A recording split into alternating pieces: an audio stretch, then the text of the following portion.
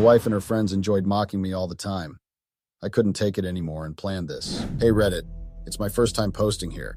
I've been stumbling upon this subreddit quite frequently on TikTok and Instagram, so I thought I'd join in and share my frustrations. I need an outlet to vent because I am beyond angry.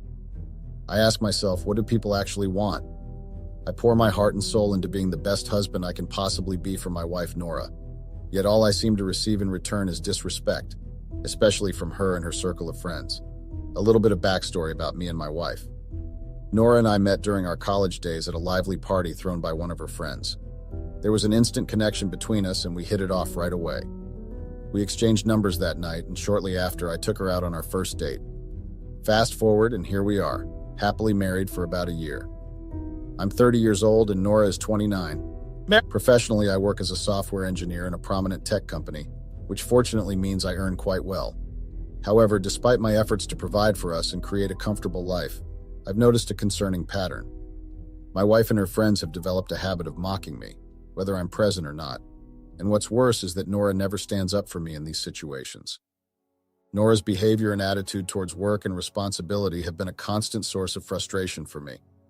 Despite all that I do for her, she seems to take it all for granted. It's like she has gotten accustomed to me handling everything, from paying bills to taking care of household matters. The problem isn't just that she can't hold down a job, it's her whole approach towards work and life.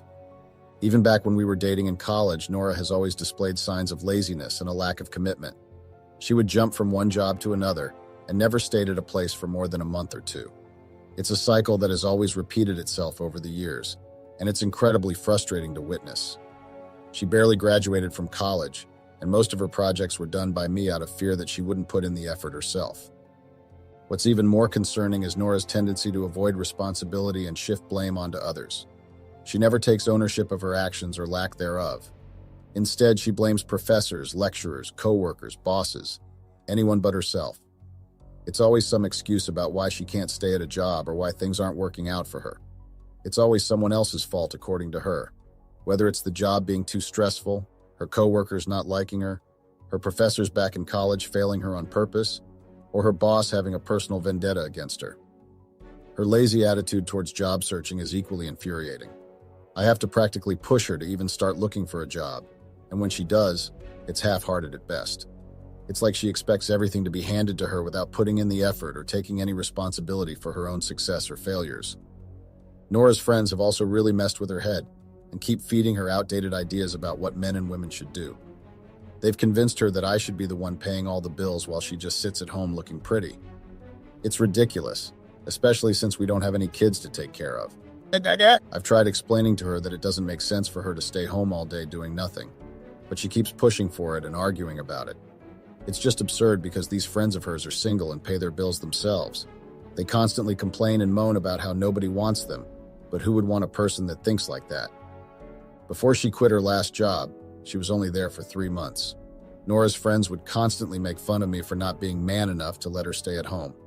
They'd call me selfish and greedy and say I make good money so I should let Nora stay home. I've told Nora time and again that I don't like her friends and don't want her around them, but she just brushes it off and says I'm insecure because I don't have many friends myself. But the thing is, I would rather not have any friends that be friends with the kind of people Nora associates with. Now her friends also have this crazy idea that a guy should fight for a cheating partner to prove his love. They say if a man doesn't fight for his partner after she cheats, then he never really loved her. It's nonsense, and I've tried telling Nora that, but she won't listen. When I ask her friends about the double standard of loyalty between men and women, and if that means a woman should fight for a cheating man, they accuse me of being old-fashioned or even sexist, and that it's not the same for women and men. When I then ask them if that means that women and men aren't equal, they again fumble, and the only reply they ever have is to say I'm sexist. Nora deciding to stay at home because of what her friend said has caused a real headache at home. Even though she's supposed to take care of things now, like cleaning up, cooking, and doing the dishes, I'm the one stuck doing it most of the time. It's so annoying to come back from work tired and find the house a mess, especially when Nora could easily help out but chooses not to.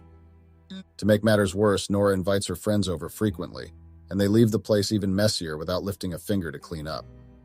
When I bring this up with Nora, she brushes it off, claiming that I'm being too demanding and don't understand the challenges of being a stay-at-home wife. It is a constant battle trying to get her to see the importance of contributing to the household, especially when she's not bringing in any income. What's even more infuriating is her friends' influence on her attitude towards accountability. They've convinced her that she doesn't need to be answerable to anyone, not even her spouse. There was a time when Nora packed up and left for a weekend getaway with her friends without informing me. According to them, sharing her location or letting me know about her plans is controlling and sexist. They've painted me as an abusive partner just because I expect basic communication and honesty in our relationship. For me, it's not about control. It's about safety and trust. If Nora doesn't share her whereabouts with me, how can I ensure her safety if something goes wrong? It's common sense and respect for each other's well-being, yet her friends have twisted this into an issue of control and oppression, which is just ridiculous and absurd.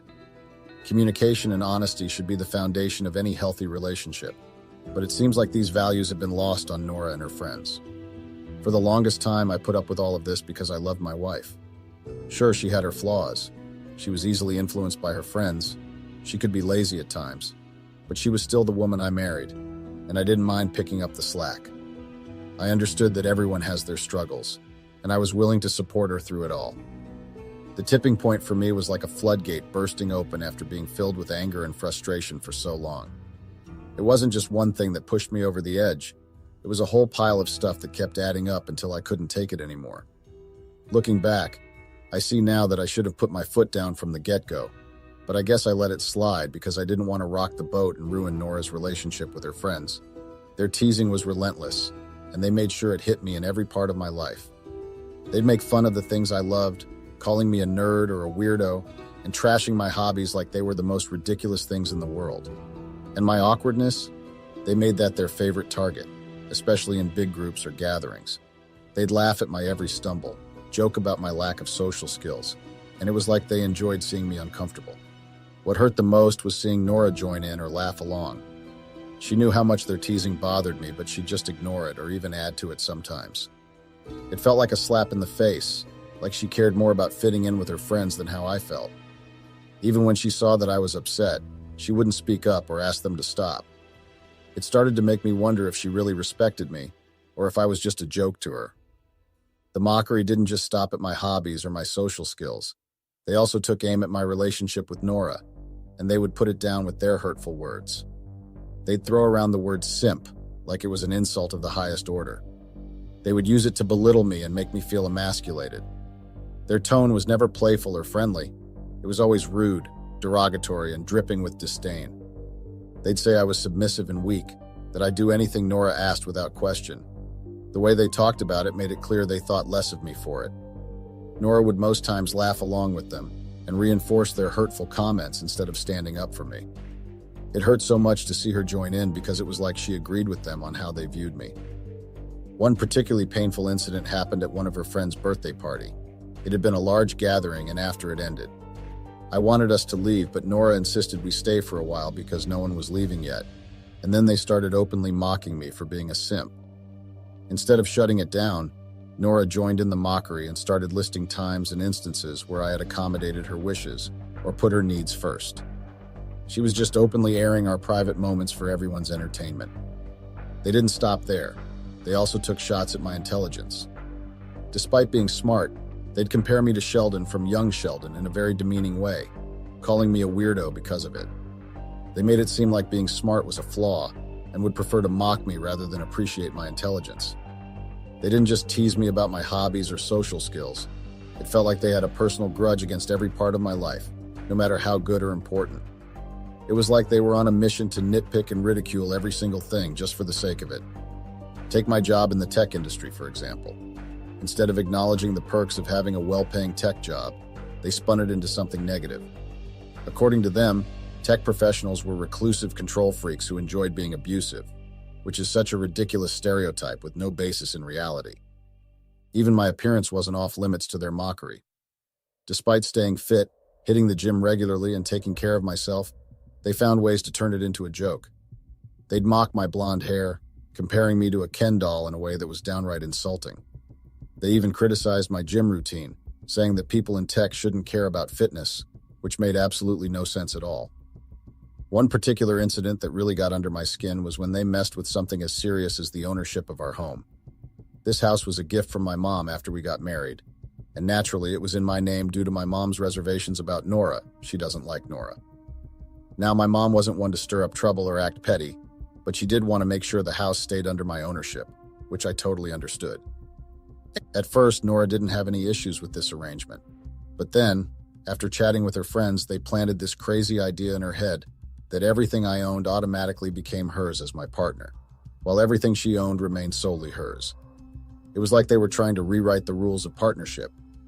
They told her that as my partner, she deserved total ownership of the house. This ridiculous idea they filled her head with has caused unnecessary drama and put pressure on Nora to demand full ownership of the house and completely ignore my mom's intentions. Despite me trying to find a middle ground and suggesting joint ownership, Nora and her friends kept pushing for their unrealistic demands.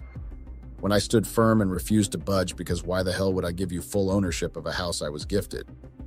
They finally told Nora to accept the compromise, but the damage had already been done. Their meddling and manipulation had strained our relationship so much that I was no longer willing to give in to their unreasonable requests, and I refused to even add Nora's name on the deed for joint ownership. The breaking point for me was yesterday, Friday night, a night that turned into a nightmare. Nora had insisted I join her and her friends for drinks and dinner. Now, I'm not a fan of Nora's friends, and the thought of spending an evening with them didn't exactly thrill me. They weren't my crowd, they were Nora's. Still, Nora kept pushing, saying I needed to socialize more. Reluctantly, I agreed. Nora's friends said they were hungry and suggested we all go to a restaurant before heading to a bar to drink. Nora told me she was hungry too, so we all agreed. We ended up at a fancy restaurant, the kind that's a bit pricey but not too extravagant for me.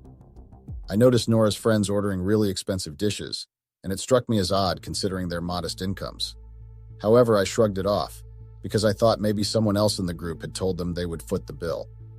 Nora ordered something pricey too, but I didn't mind covering it. After all, I wanted her to enjoy herself.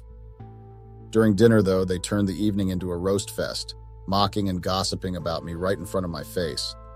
I chose to ignore them, focusing on my food and trying not to let their negativity ruin the meal. But then after we were done eating, the waiter asked if we were getting separate checks. To my absolute shock, Nora's friends declared that I was footing the bill for everyone. That was the tipping point for me. I couldn't contain my anger any longer. I demanded to know why they assumed I would foot the bill when I never agreed to it in the first place. Their feeble excuse? Because I earned a steady six-figure salary while nobody else at the table did. That excuse was beyond ridiculous. Just because I earned well didn't mean I was obligated to cover everyone's expenses, especially not after enduring their mockery and disrespect all night. It wasn't about the money. It was about respect and decency, things they clearly lacked. Well, things escalated when Nora then sided with her friends and insisted that I should pay. I refused because I was adamant that I wouldn't finance a meal for people who had just spent the evening mocking and belittling me. They fired back, insulting me further, saying I couldn't take a joke and that I was weak. I stood my ground, demanded separate checks, and only paid for Nora and me. Of course, I left a hefty tip for the waiter because they didn't deserve the hassle caused by Nora's friends. As I was about to leave, I gave Nora an ultimatum. Either she left with me or it was over. At first, she wanted to insist she stayed, but one look at my face and she knew I was really angry, and so she reluctantly came with me. When we got home, Nora unleashed her anger and blew up at me. She called me stingy and selfish for not paying despite having the means. I tried to explain that it wasn't about the money, it was about principle. But she dismissed it. She said her friends were just joking and I was too insecure to handle it. I just ignored her and went to bed because I didn't know what else to say. She had joined her friends in humiliating me and was now mad that I didn't want to bend over backwards for her anymore. The next morning, things were still very frosty to say the least. She didn't even bother with a simple good morning and continued her silent treatment. I decided not to go out of my way to make breakfast like I usually did on weekends. We ignored each other for hours until she finally approached me. She laid down her ultimatum. If I wanted her to stop ignoring me, I had to cough up the money to cover her friend's extravagant dinner bill. She argued that they were still fuming over what they saw as my embarrassing behavior and selfishness. I couldn't believe what I was hearing. After everything that had transpired, she wanted me to fork over money to appease her friends' wounded egos. I didn't beat around the bush with my response. I flatly refused, telling her to forget it. She then threatened to withdraw money from our joint account to settle the bill. That was a line I wouldn't let her cross. I warned her sternly that if she dared touch our shared funds without my consent, she'd better start looking for a job to replace the money. Naturally, my refusal set her off again, and she went right back to giving me the cold shoulder. So yes, that is my dilemma. I'm currently writing this from the kitchen, LOL. I feel so angry and disrespected. Frankly, I feel like an idiot. Any advice on how to navigate this whole shit show would be appreciated, though. Thanks for listening. Update. Hey everyone, it's been about 5 hours since I posted about my anger and frustration here, LOL. And I want to thank each and every one of you for your overwhelming support and advice. Honestly, I didn't expect this post to blow up like it did, but your comments and messages have really resonated with me. Many of you pointed out something I hadn't fully realized before, that my wife's actions and behaviors have shown a lack of love and respect towards me. It's eye-opening to see so many people echoing the same sentiments I've been feeling. Your validation of my anger and frustration has been very reassuring, and now I know that I'm not insecure, and definitely not the one at fault. Some of you mentioned that I should have ended things long ago, and looking back, I can see that staying in this relationship was a mistake. Nora's association with toxic friends and her disregard for my feelings are clear red flags that I should have heeded earlier. It's a very tough realization, but I appreciate the honesty in your comments. I've also received some creative suggestions on how to handle this situation, haha, and a lot of you said I should seek legal advice. I'm definitely going to consult with a lawyer to understand my options moving forward. It's only been about 5 hours since my last update, so as for what's happening right now, not much. Nora is still distant and getting ready to go out without telling me where. Once she leaves, I plan to secure our joint account to prevent any further misuse of funds. I'm 100% sure she's going out with those friends of hers, and there is no way I'm letting her spend my money on such horrible people. It's time for me to stop being complacent and take control of my life again. I've also realized that this relationship has reached its breaking point, and I'm definitely getting a divorce, but I won't let Nora off easily, considering how much this situation has affected me. I'll try and keep you all updated as things progress. Thanks again for the support and advice. I truly appreciate it. Update. Hey Reddit, it's me and I'm back with another update. I appreciate all the support and advice from everyone in the comments and DMs. It's been quite a ride since my last update, so let me fill you in on what's been happening. After the incident with the joint account, Nora was furious when she found out I had withdrawn all the money. She was particularly upset because she had promised to cover her friend's expenses for the evening. This situation led to a very heated argument where she accused me of being unfair and controlling. In response, I suggested she get a job if she didn't want me controlling her. I told her that we would now only use the joint account for bills. This didn't sit well with her, and she threatened to leave if I didn't transfer the money back immediately. I stood my ground and ignored her and just went to my office and locked myself in. She didn't expect that. She had expected me to relent as I usually did. Since then, I've been finding ways to play harmless pranks on Nora. For instance, I strategically placed realistic-looking fake bugs around the house, knowing she's terrified of them. The reactions were priceless, and when she confronted me about it, I turned the tables by calling her insecure for not being able to take a joke and that I was just playing around. Another prank I've been pulling is setting multiple alarms in the morning. Nora tends to sleep in, while I have to wake up early for work. Although I used to avoid alarms because they disturbed her sleep, I've started using them to ensure I don't oversleep.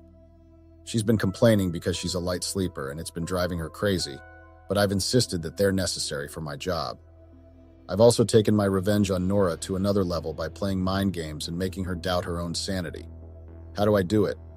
It's all about subtly shifting things around our house, and when Nora notices and asks me about it, I act like I have no idea what she's talking about. Sometimes I'll even pretend to be confused and question her memory, making her wonder if she's losing it. But that's just the beginning. I've been orchestrating conversations and plans with Nora, only to deny ever having those discussions later on. It's like gaslighting on steroids. This constant manipulation makes Nora second-guess herself, and makes her wonder if she can trust her own mind, or if she's just imagining things. Last night was the cherry on top. Nora actually mentioned feeling like she might have dementia. It genuinely took everything in me not to laugh.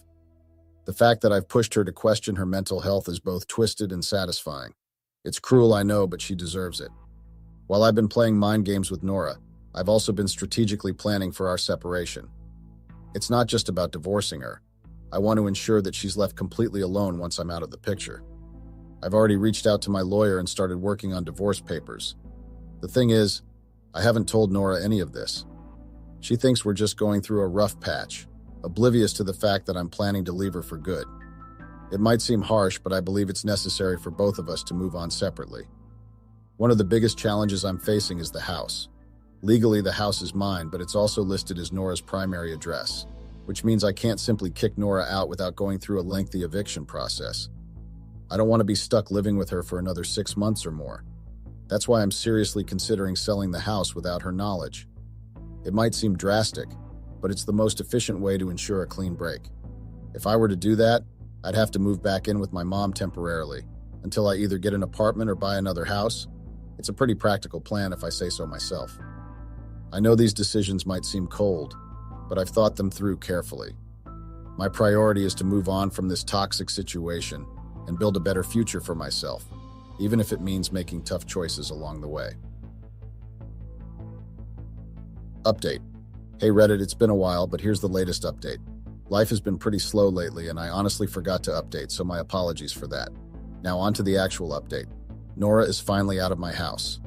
It's something I should have done ages ago, but I finally took the step and kicked her out. How did I do it? Well, I decided that if I was going to kick her out, I needed to do it with one last big statement. So I executed what you could call the ultimate prank, although it wasn't really meant as a prank, but more as a way to punish her. I swapped out her shampoo and conditioner with a hair removal product, and you can probably guess what happened next. She used it several times before realizing what was happening, which I found surprising because the hair remover does have a distinct smell and reaction. As a result, she ended up with a really bad haircut, with chunks of her hair falling out. She was so scared that she had alopecia that she insisted on going to the hospital to get tested. I had to hold back my laughter every time I saw her hair. For about a week, she didn't even leave the house because of her embarrassment over the haircut. During this time, she started hinting that she wanted her friends to visit her. Previously, her friends used to come over frequently and they would mess up the house but never clean. Their visits stopped after the incident at the restaurant where I refused to pay for them. I knew her friends would only mock me more if they came over, so I refused to let them. Instead, I suggested that she visit them. At first, she hesitated because of her haircut, but I pointed out that she could easily cover it with a hoodie or something and go see them. She thought it was a good idea and immediately got ready to leave. Her friends came to pick her up, and I took that opportunity to pack up all her belongings and put them outside on the porch. I also packed a bag for myself and went to stay with my mom to avoid dealing with her screaming and tantrums when she returned and found her things outside. It was my way of saying enough is enough, and I'm moving on without her drama.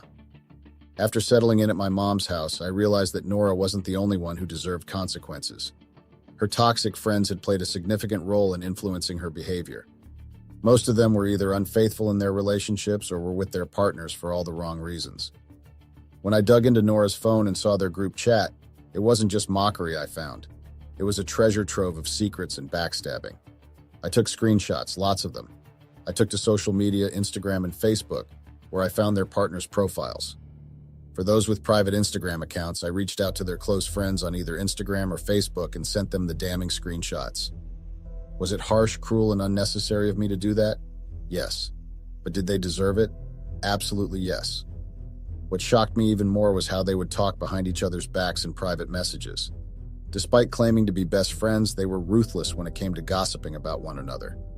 I collected evidence of this too, sending it back to them so they could see the toxicity within their own circle.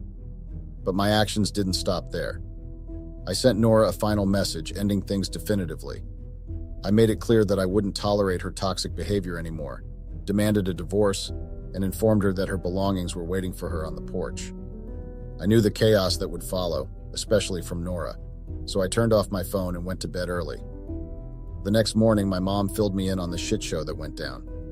Nora had shown up at my mom's house and caused such a disturbance that the neighbors had to call the police. I couldn't believe I slept through all of that. When I asked my mom why she didn't wake me up, she said she knew I wanted to steer clear of Nora, which I appreciated, but I still felt a bit anxious. I was just glad that Nora's meltdown didn't turn violent. I guess I was utterly drained from everything that had transpired. When I finally did turn on my phone to check it, I was bombarded with messages from Nora. Apologies, begging, insults, and threats. It was clear she was spiraling, and I chose not to engage with her. I spent the day at my mom's to avoid any confrontation at home because who knows, she might have been waiting for me to just show up. 2 days later, I returned to my house and changed the locks. Nora's meltdown was evident. Some of her belongings that she didn't take were scattered on the porch, and the windshield of her car, which I had bought but was in my name, was smashed. I didn't even bother trying to make her pay for it. I took care of it myself, changed the locks, and retreated back to my mom's, while still ignoring all her attempts to reach me. Update. Hey Reddit pals, it's been a bit since my last update. I want to say thanks for all the support and laughs you've given me. It's been a wild ride, to say the least. Not much has changed on the Nora front. I'm still not responding to her per my lawyer's advice to document everything. She's going to be served soon, and I'm sure that'll set her off again. But honestly, I couldn't care less.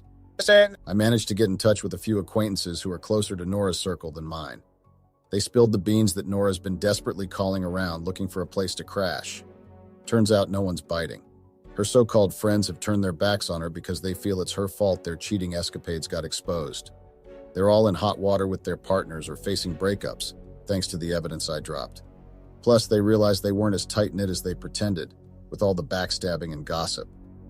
Now, I'm not proud to admit it, but I couldn't help feeling a little satisfied hearing this. It's like karma served up a cold dish, and Nora's getting a taste of her own medicine. I also find it amusing that she hasn't tried involving the cops. Maybe she's clueless about the eviction process and doesn't realize that since she has my house listed as her primary address, legally I can't kick her out. But I'm thankful for that, because I wouldn't have been able to stand it if I had to house her for at least 6 months more. Meanwhile, I've kept up with my little pranks. I signed Nora and her buddies up for a flood of spam emails. Their inboxes are probably overflowing by now. And to top it off, I played a little trick by putting Nora's number on those bogus celebrity fan sites, claiming it's some celebrity's leaked contact information. People fall for that nonsense, so her phone must be blowing up with random calls, but hey, anything to keep her distracted, right? Update. Hey Reddit folks, it's been a minute since my last update, and I apologize for the silence. I've been dealing with the whole court ordeal, and let me tell you, it's been quite the roller coaster. The good news? I emerged from it with a major win. Nora did manage to snag a bit of early money, but it's peanuts compared to what I retained. Let me break it down for you. After getting served, we went through the court process. Thanks to my solid evidence and the fact that I had a really good lawyer, things went in my favor swiftly. Nora got a small chunk of early money, but thankfully it won't make a dent. I got to keep my house and a bunch of other assets, plus the court ruled that Nora had to cough up for the smashed windshield. Remember, I initially said I wouldn't press her for it, but since she got some early cash, I brought it up, and she begrudgingly had to pay. Seeing her fume about it was just an added bonus. As for Nora's living situation after the whole shit show, she's pretty much homeless. She's either crashing on couches or seeking refuge in shelters. She admitted this to me herself, LOL, probably to get me to pity her. And after the court drama wrapped, she cursed me out, blamed me for everything. Then in a weird and bizarre twist, she tried to plead for me to take her back. Seriously? One moment you're hurling insults, the next you want a reconciliation? I shut that down real quick, telling her it was over for good. Now I'm focusing on myself. I'm diving into self-improvement mode. I don't plan on dating anytime soon given the drama I've been through. It's all about my personal growth from here on out. Huge shout out to everyone who supported me through this wild ride. This will probably be my last update. This Reddit post exceeded my expectations, and I'm grateful for the amazing support. Thank you all so much. Update. Hey Reddit pals, I'm back with another update, despite saying that my last one would be the final chapter. It's heartwarming to know that many of you are still interested in what's going on in my life. So here's a little glimpse. Since cutting Nora and her toxic circle out of my life, things have been significantly better. No more mocking, no more negativity about my hobbies or interests. I took the opportunity to deep clean the house, and let me tell you, maintaining cleanliness without Nora around to create chaos has been a breeze. On the work front, I actually snagged a promotion. It's been a very rewarding validation of my hard work and dedication. As for dating, well, that's still on hold. It might be a while before I dip my toes back into that scene, but I'm okay with that. Self-care and self-prioritization are key right now, LOL. As for Nora's whereabouts, I'm not entirely sure. Last I heard, she was still struggling with homelessness, which is good for her, I guess. It seems she's stuck in the same cycle of job hopping and facing challenges in employment due to her qualifications and work history. Despite everything, I'm looking forward to a positive future. Thank you, Reddit, for all your support and interest in my life. Here's to hoping for brighter days ahead for all of us. Sometimes when you read about men that were cheated on by their partners, you can't help but ask, how does he feel? What did he do? I just know that he is going to end that marriage and find someone better. Most times the men do deserve someone better, but there's just one problem. Can they fully recover from being cheated on? Will they ever be able to trust anyone again? I recently discovered that my wife of 6 years had been cheating on me for 3 years with a random guy she met at our wedding, and I honestly don't know how I feel or what to do. I am stuck between peacefully filing for a divorce and being on the 9 p.m. news for something I might do. As I write this, I am at a wedding, sitting on the bed while a bag of clothes is placed in front of me. I honestly can't still grasp the situation or how I had been so blinded by the love I had for my war that I didn't notice sooner. I need to tell someone what happened, or else I might potentially lose my mind. My name is Greg Okoro, and I am a dark-skinned 42-year-old, 5'11" male with married to Clara Aide, a light-skinned 36-year-old 5'3" female. Clara and I met at the shopping mall.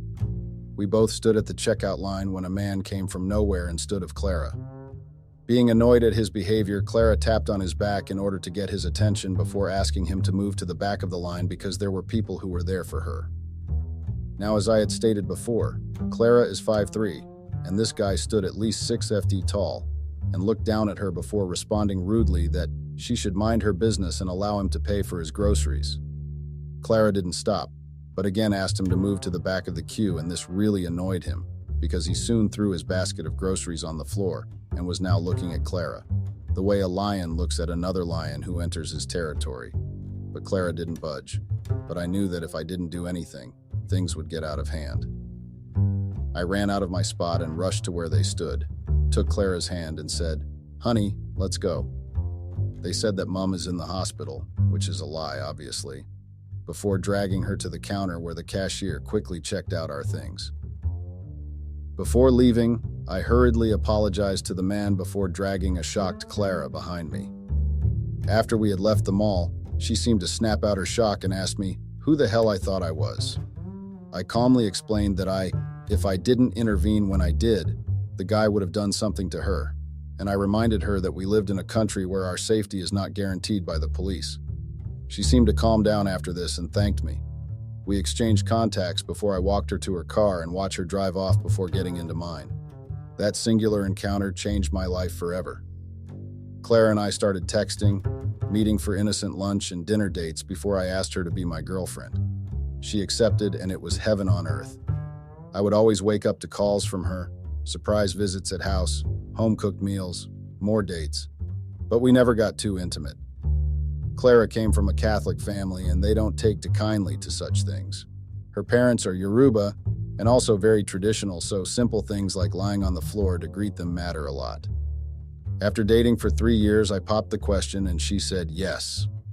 I was beyond happy because I have finally found my better half, my missing rib. Cheesy, I know. The wedding was beautiful, and finally it was time to go home and start the rest of our lives.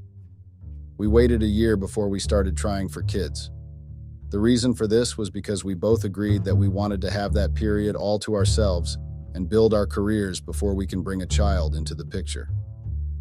On the 2nd anniversary of our marriage, Clara surprised me with a positive pregnancy test result, and to say that I was happy was a big lie. I was more than happy, and why wouldn't I be? I was married to the perfect woman, and she was about to give me the perfect child. I always assumed we're happy. I worked hard as an accountant at Advise LLP, CPA firm at 6230 Wilshire BLVD Suite, Real 192, Los Angeles, CA 9048, United States provide for our comfortable life at LA. I trusted Clara completely and never suspected that anything was wrong. I mean, what could possibly go wrong? Now 5 years and 2 kids later, I start noticing some changes. Clara stopped sending me good morning texts. Yes, I know what you're thinking, but even after we got married, she still kept the habit of always sending me good morning texts whenever she woke up. She always got up before I did to take care of the kids and get breakfast ready, but always found time to send me the cutest texts that would leave me smiling and giggling to myself all day. It was always something short and cute, like, if you were a vegetable, you'd be a cucumber, or are you Netflix? Because I could watch you for hours. But all of a sudden, the messages stopped coming. When it first happened, I just brushed it off and assumed that she had a pretty hectic day and must have forgotten. But when 2 weeks had gone back without any good morning texts, I knew that Clara had changed. It was as though she had stopped caring about me and our marriage. The only time I would see her brighten up would be when she's with our kids, but whenever we would be alone, she would be so stiff and uptight with me that every conversation with her felt like a conversation between my boss and I. I thought I had done something wrong and even went as far as apologizing and treating her to a fancy dinner. But even after all that, she still remained the same. She had started keeping late nights, claiming she had to work overtime or meet with friends. She became so distant and cold that she started avoiding my affection and attention. I have never questioned my wife and her work. Neither have I ever imagined her of doing anything to hurt me, so I always went with her excuses. We had to get maid to help take care of the kids while we were at work, but I made sure to always coming back before they went to bed. I always assured them that their mother loved them because my eldest daughter kept asking why her mother was hardly at home and if they had done something to upset their mother. Hearing this from a 4-year-old girl broke my heart, so I told her that her mother just had a lot of work to do and also reassured them that their mother loved them so much. Each time I tell Clara what the kids say, she promises to change, which she does, but only for a day or two. Now I am a very calm and quiet guy, but for some reason, I was slowly getting agitated by what was going on, but I never for once questioned my wife's faithfulness to me. I always blamed her work or something else for her behavior. I never stopped being a loving and devoted husband who secretly prayed that things go back to the way they were.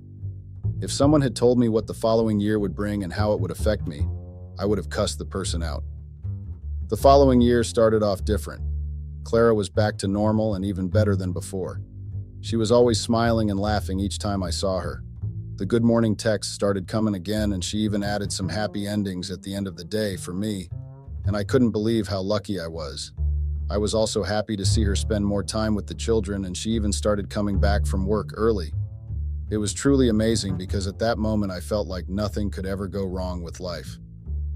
One thing that she also started doing the year was going to the gym at night with her friends from work. She went every Sunday and would return to the house some minutes past 8. But she was always in a cheerful mood when she returned, so I didn't question the odd hours. It suddenly changed from every Sunday to Saturdays and Sundays.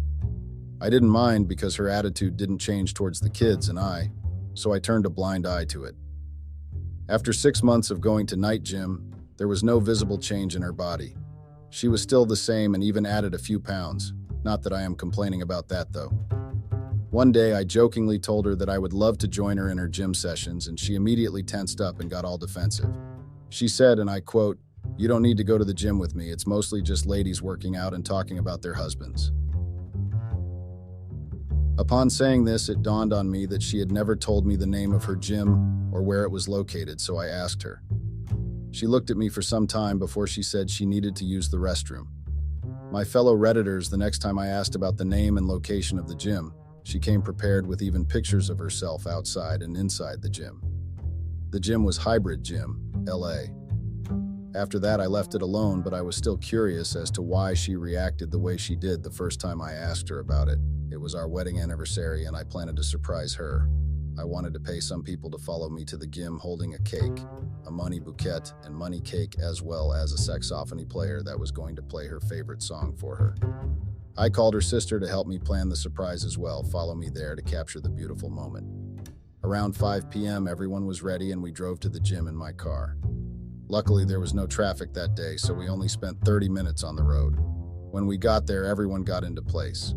My sister-in-law started recording on her phone. I held the money bouquet. My Love by Westlife was playing on the saxophone, while those carrying the money cakes were at the back. I couldn't wait to see her face. Upon entering the building, we were met with many shocked and surprised faces, but none of them belonged to Clara. Thinking she might have gone to the restroom, I approached the receptionist and asked her if my wife had arrived. She asked for my wife's name, but after checking her records, she informed me that nobody by that name had registered there. I was confused because my wife had been going there for months, or did I get the name wrong? I asked her sister to call her and ask her where she was, but specifically told her not to inform my wife of my presence. She left to make the phone call while I went back to the car with others. After 5 minutes, she came back with a strange look on her face, and when I asked her what happened, she told me that Clara had told her that she was at the Free Hand LA, which was located at 416 W 8th St. Los Angeles, CA 914, United States. I just assumed that it was a work thing, or maybe her friends had lodged her to celebrate her anniversary with her. It's stupid, I know, but I always made excuses for her. I asked if she got the room number from Clara, to which she nodded, and we were off. Now, I am going to be frank with you guys. Nothing, and I mean nothing, could have prepared me for what happened.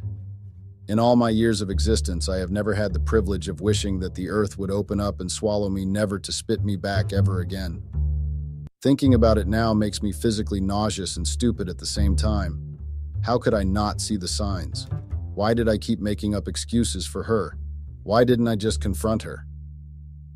No matter how many times I ask myself these questions, I never get a response.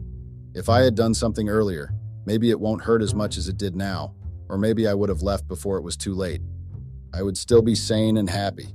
But no, I chose to be the loving clown who trusted the enemy to take a bullet for me. When we got to the hotel, I told the receptionist about my plan to surprise Clara, and even told her that we already knew the room number. She agreed not to call Clara's room, and we went up. Again, like before, we got into position, phone recording, saxophone playing, money cakes, and money bouquet ready. I took a huge breath before knocking on the door. The door opened, and before me stood my wife in a towel with her hair wet. The moment she saw me, she froze, and I was about to speak when a voice spoke behind her. "If that's room service, ask them to get us new sheets. We got carried away and messed up this one," the voice said. I recognized that voice, but I couldn't place it. Clara still stood there, not saying a word to me or moving. Before I could say a word, someone stood behind her in nothing but shorts. The moment he saw me, his eyes grew wide and his mouth fell open. It was John. For some backstory, John was my stepbrother. Same father, different mother, but you would never know because we did everything together. The day I met Clara, I told him. The day she agreed to go out with me, I told him. The day she agreed to be my wife, he was there. He was my best man at my wedding, for crying out loud.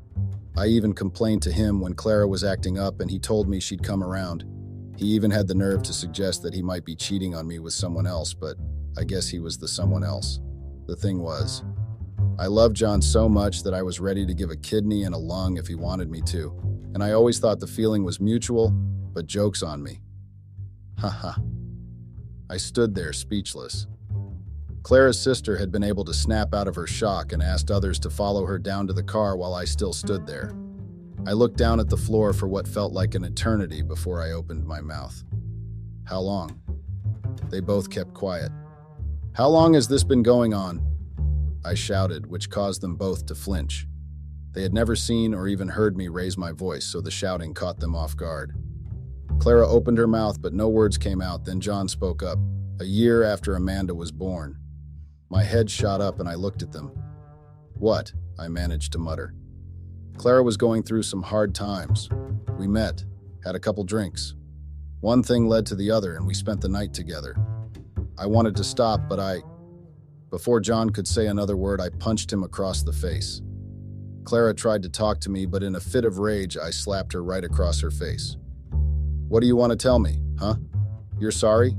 Or that you were lonely? Or maybe I was never around? No, tell me the excuse you want to give for sleeping with my stepbrother for 3 years while you gave me hell at home for 2 years and some months. You'd come home with an attitude, refuse to spend time with the kids. Your kids hate and nag at every single thing I do, but what do? I still love you. I make excuses for you to your kids. I make excuses for you to myself. I even complain to him." I point to John, who's holding his jaw. "But what do I get?" As I said this, I could feel the tears leaving my eyes, but I couldn't be bothered to clean them. Before either of them could say another word, I went back to the car, dropped off my sister-in-law and others, drove home, packed my things as well as my children's clothes, and took them to stay with my godmother. I just told her to look after them and that I would be back to pick them in a few days, but on no account should she allow Clara to take them. I promised to explain everything to her when I got the chance to. After I dropped them off, I went back to my house, got the gun I secretly bought as a bachelor, and checked into a small hotel. This is my story so far. Clara has called and texted me countless times, but I haven't said Q word. It's been 3 days since this incident, and I haven't moved from the bed since then. I haven't eaten or drank anything. Neither have I gotten up to take a shower. My head is still fuzzy about everything. Most times I think to myself, what if Emeka was not truly my son? What if John was responsible for the pregnancy? Each time I get these thoughts, I shake it off with the response that I was there when Emeka came into this world, and that I'll always see and love him as my son. Update. It has always baffled me how someone could sleep peacefully after doing something so evil that the mere mention of it would cause chills. I'm still at the motel, and it's been 3 months since I got here, and a lot has happened since then. It's been a bumpy ride, and I honestly still can't say how I feel about the whole thing. For those of you who might be confused, or maybe this is your first time coming across my story, hi, my name is Greg, and I am in the middle of a messy situation. Now, for some context, I detailed what I was going through in my previous post, but I'll still do a quick recap. I had been married to the love of my life for 6 years, but recently find out that she had been cheating on me for 3 years, and you will never believe who she chose to sleep with. My stepbrother. I know it sounds hard to believe, and honestly, after all the while, I still find it hard to believe that was able to find myself in this kind of situation. This is the kind of stuff that you read about on the news or maybe watch on those YouTube channels, but here I am, actually going through it in reality. Now, my wife had been trying to reach me and my kids, but when she found out that she couldn't, she took a different approach. As I think about it now, I've just realized that she isn't the same woman I dated and fell in love with. Was she just hiding her true colors? Or were they always there and I was just too stupid to see them? Anyway, back to what she did that left a scar on my heart. I got a call from my dad one day asking me to come over.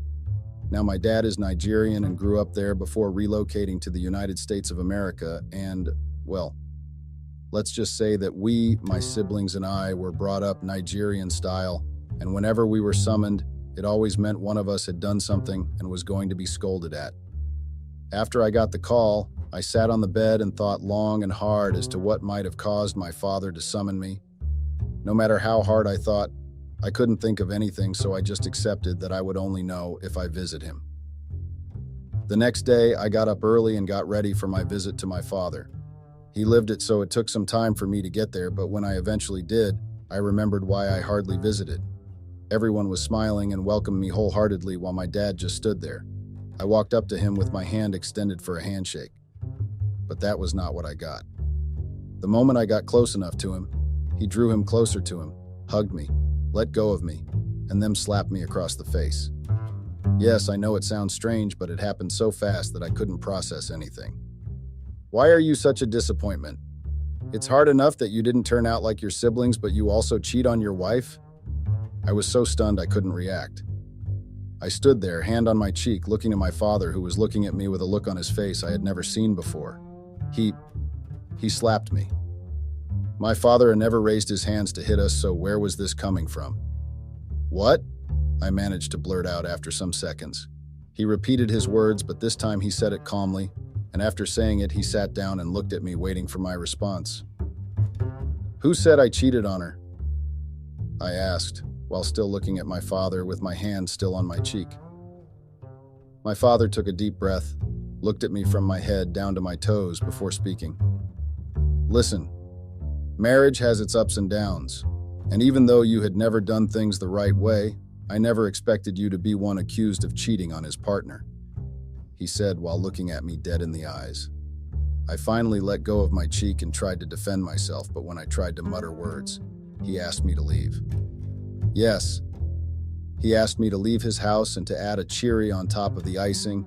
He said that I had to call my wife, apologize to her, beg her to take me back, or I would be disowned by my family.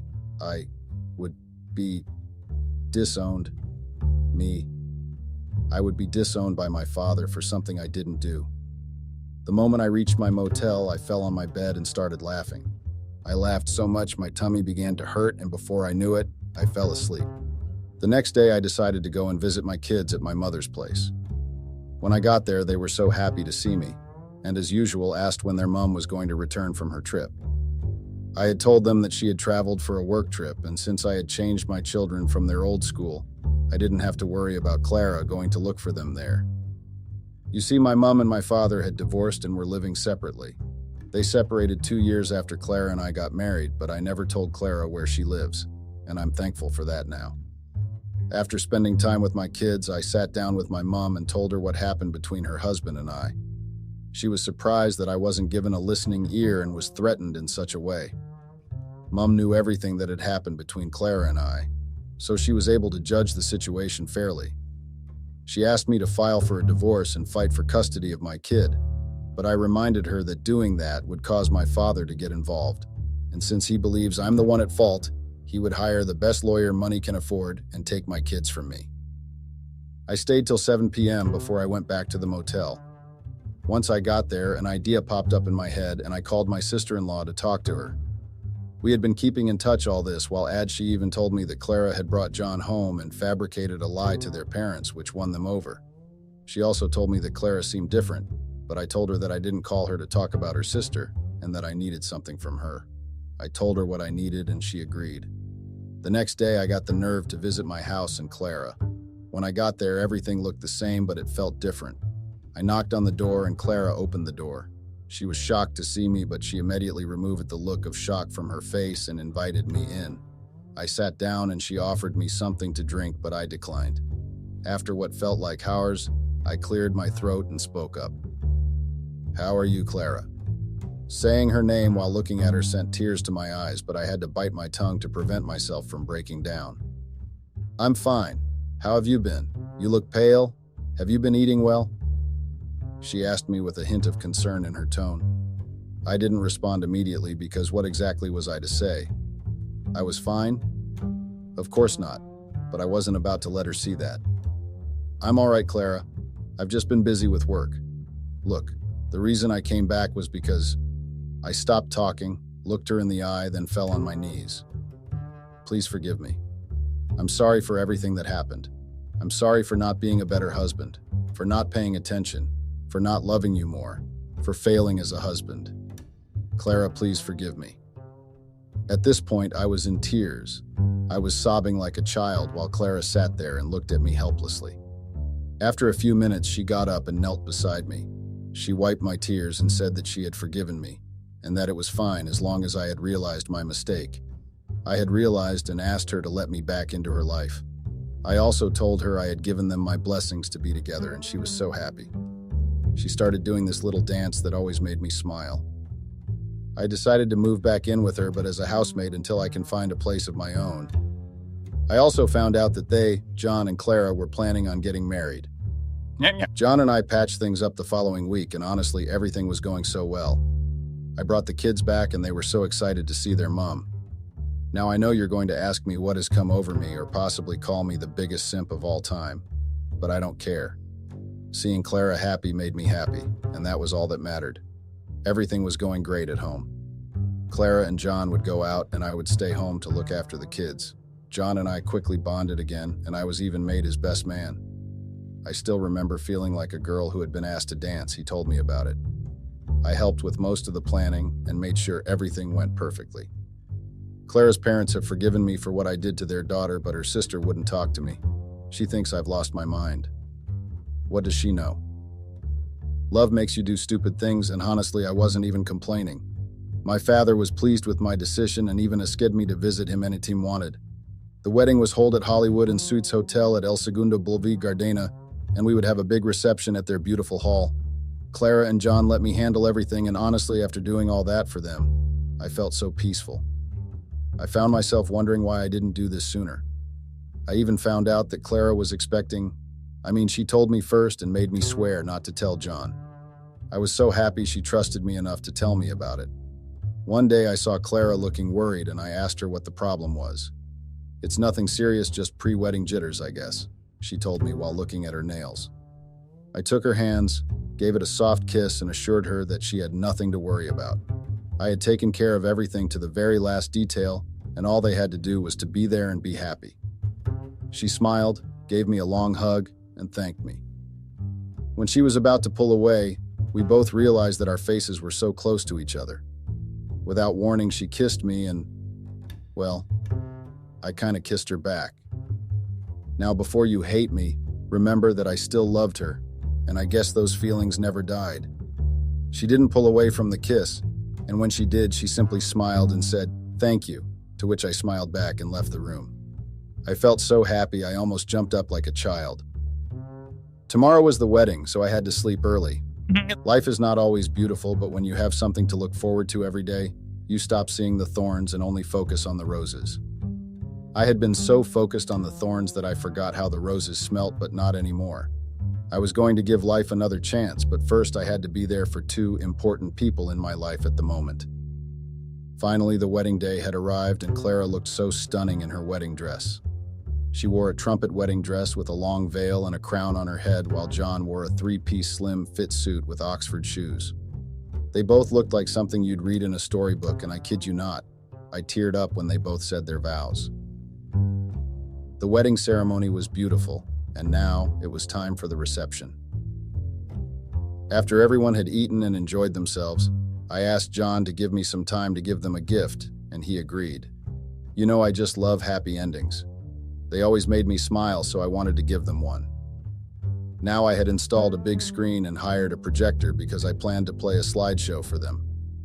The slideshow started with a picture of Clara as a baby, and then one of John as a child. That caused the crowd to smile and go, "Oh!" Next were videos of Clara and John in cute moments, looking at each other smiling and laughing. It was indeed a beautiful moment. Then, a video started playing. It was of me smiling into the camera. I can't wait to see her face when we go there. It's going to be priceless. I know that things have been going roughly, and that work has been hectic, but I still love you, and I will always love you. I spoke into the camera before asking someone in front of me if they were ready. The next slide was a video of me in the gym with Kenzie looking around for Clara. Then it showed the gym receptionist informing us that Clara wasn't a member of the gym. Then I turned the camera to myself and spoke. Did I forget the name of the gym? I was still asking myself questions when the voice of Clara's sister was heard, telling me that she had gotten her sister on the phone, so I looked into the camera, smiled, and said, "Let's go." Now, as you can imagine, the bride looks very uncomfortable in her seat while the groom is shooting me death glares, but I just smile back and turn my head back to the video. Now we had arrived at the hotel and we saw the receptionist talking to me. Then we slowly made our way up the hotel stairs. We arrived at the door and the saxophone can be heard in the background. As I was about to knock on the door, John stood up and demanded that the slideshow be stopped, but to everyone's surprise, my father told him to keep quiet and asked me to continue. Now, when I tell you that I had the biggest smile on my face, I continued with the slideshow and showed how I discovered about Clara and John. The entire room fell silent. Everyone turned to look at the newlywed and shook their heads. My fellow Redditors, I wasn't done yet. You see, I recorded our entire conversation from that day and it was shown. The next slideshow was about Clara. She was seen with an older man and they were being intimate with each other. I paused at the moment and took the microphone. Ladies and gentlemen, how are we doing? How are we enjoying the wedding so far? Good? Okay. Now, some of you may know me as the evil ex-husband who cheated on his beautiful wife, and many of you hated me without even knowing me. I was even threatened by my own father because of her. I always wondered why, but guess what? Now I know. After I said this, I played the video, and guess what? The older man in the video was my father. Yes, my biological father. I found out about them after I made peace with Clara and John. But let's go back to the wedding. The moment my father's face appeared on the screen, I think I heard someone scream, but at that moment I didn't even care to turn back. I was too invested in how good the video had come out. The next slide was a picture, or rather more pictures of Clara and my father while an audio recording was playing. It was Clara on the phone with her friend, and she was saying how she had gotten pregnant again for my dad. She further revealed that my father was the biological father of our daughter, and that she was just going to do it all over again with John and tell him that he's the father. The final clip had me in it. It was the night Clara and I kissed. Well, We may have done more than that, and every second was recorded, but before it ended, a clip of John hitting on Clara's younger sister appeared. He said that he was only getting married to her so that he could take out a life insurance on her. He further stated that after he was done with her, Clara, he would come for her, her sister. After the clip ended, a little message popped up: "Happy married life to John and Clara. I hope you find what you've been searching for in each other. Psy, I hope you like this wedding gift of mine." After the screen went black, I bid everyone farewell and left the hall. I changed my phone number, took my kids, and left. Remember I said I couldn't understand how people could sleep peacefully after causing mayhem. I still can't because I've been sleeping like a baby since that day. I still have my kids with me, and I'm currently with Kenzie, Clara's sister. We're not together. Yet who knows? Something might happen later. That's all. I hope my story was able to brighten your day.